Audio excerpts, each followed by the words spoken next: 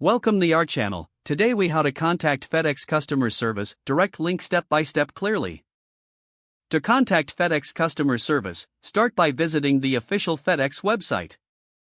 Once there, scroll down to the bottom of the home page. Look for the customer support link. Click on that link to access a variety of customer service options. You will find a list of frequently asked questions. If your issue isn't listed, look for the Contact Us option. Click on Contact Us to see different ways to reach customer service. Choose your preferred method, either phone, email, or live chat. For immediate assistance, click on the phone option. The website will display the appropriate phone number for your location. Make note of the hours of operation for customer service. If you prefer online communication, select the email option. Fill out the provided form with your details and issue. For real-time support, click on the live chat option. You will be connected to a representative shortly. Be prepared to provide your tracking number if needed.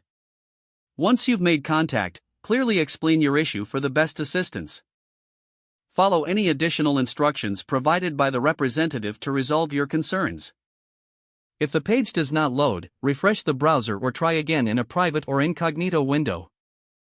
Make sure you are using the correct email address, then retype it carefully to avoid small typos. If your password is not accepted, use the reset option and create a new strong password you can remember.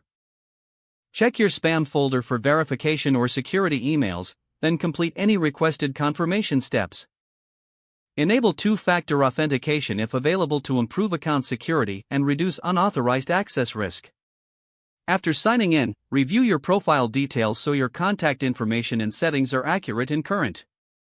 If you see an error message, note it down and try again after restarting your device and internet connection. Log out when you finish, especially on shared devices, to keep your account and payment information secure. If the page does not load, refresh the browser or try again in a private or incognito window.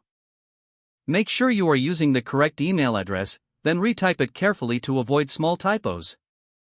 Don't forget to like this video and subscribe to our channel for more step-by-step tech guides.